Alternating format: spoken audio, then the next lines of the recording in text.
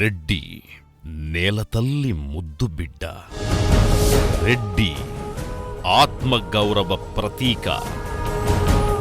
రెడ్డి ఆత్మీయత అభిమానాలు కలిగిన పిలుపు.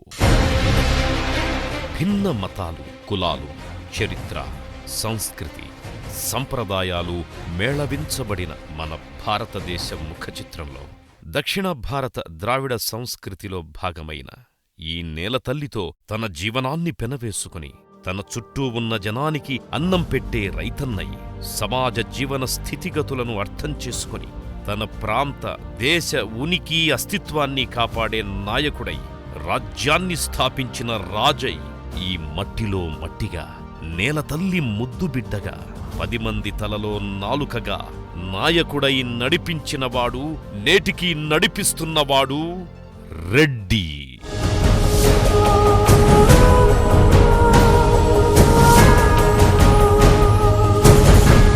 అనునిత్యం అందరి గురించి ఆలోచించి తన పళ్ళెంలోని అన్నాన్ని 10 మందికి పంచే దాతృత్వ హృదయమున్న భూమిపుత్రులు రెడ్డి కులస్తులు.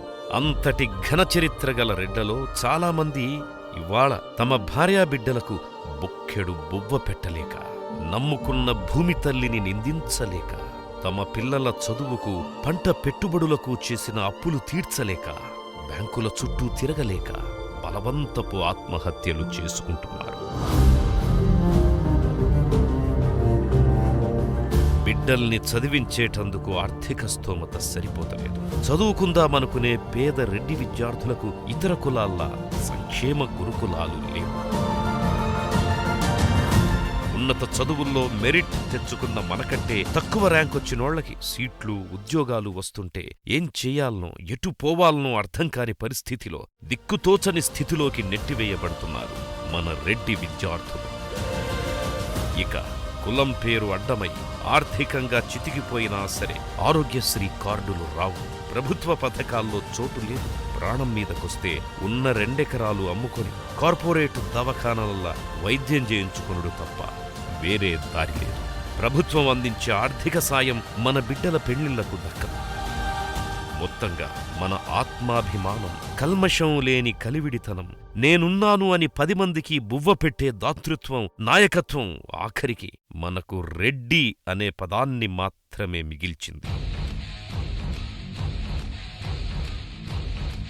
ఆర్థిక స్థోమత లేని రెడ్లను మరింత పేదవారిని చేసింది. చరిత్ర చూసుకుంటే మన రెడ్డి కుల శ్రేష్ఠులు రాజులుగా, మంత్రులుగా, సైన్యాధ్యక్షులుగా ఈ నేలను సర్వజనరంజకంగా పాలించారు. రాజా బహద్దూర్ వెంకటరామిరెడ్డి గారి లాంటి మహనీయులు 100 సంవత్సరాల క్రితమే రెడ్డి సంక్షేమ హాస్టళ్లు స్థాపించి మార్గదర్శకులయ్యారు.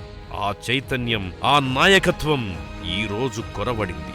అధికారం మన చుట్టమై మన చుట్టే తిరుగుతున్నంతకాలం మనలో సమిష్టిగా చర్చించి దిశానిర్దేశం చేసుకోలేకపోవడం వల్ల ఇవాళ మన రాష్ట్రంలో అధికారానికి దూరమైనాం.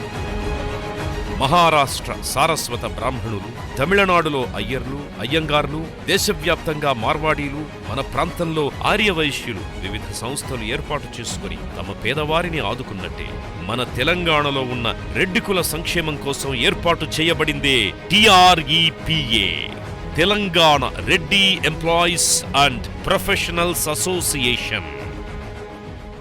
TREPA ప్రధాన లక్ష్యం ప్రతి రెడ్డి బిడ్డకు విద్య, వైద్యం, ఉపాధి అందించేదానికోసం మన రాష్ట్రంలోని పెద్ద పట్టణాలలో 20 నుంచి 30 కమ్యూనిటీ సర్వీస్ సెంటర్లను ఏర్పాటు చేయడం లక్ష్యంగా ముందుకెళ్తోంది.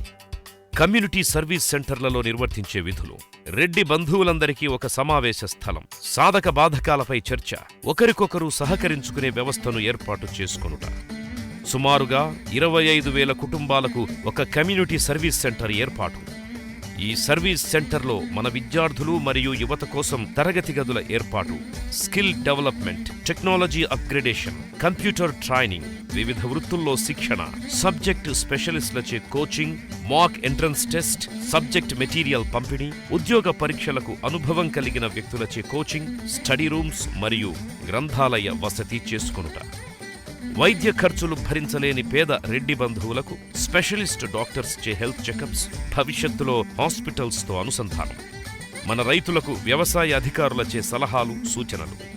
రెడ్ల మేధో సంపత్తిని, అనుభవాన్ని భావితరాలకందించే ఒక పటిష్టమైన వ్యవస్థ నిర్మాణం. Retired teachers, professors, technicians, doctors, agriculture experts, successful entrepreneurs ఈ సంస్థ ద్వారా తమ అనుభవాలను పంచుకుంటారు. ఆయా రంగాల నిపుణులచే సబ్ కమిటీలు వేసి అన్ని రంగాలలో రెడ్డి బంధువుల వికాసానికి కృషి చేద్దాం. కదలండి, కదిలించండి, అందరం కలుద్దాం, ఆశయం కొరకు ఉద్యమిద్దాం, పేద రెడ్డిని ఆదుకుందాం, రెడ్డి కుల ఐక్యతను చాటుదాం. సదా మీ సేవలో Telangana Reddy employees and professionals association TREPA, plot number B32, 4వ అంతస్తు, Maheshwari towers, Banjara Hills, road number 1, Karachi bakery దగ్గర, హైదరాబాద్ 5,32,000. Phone number 04040000928.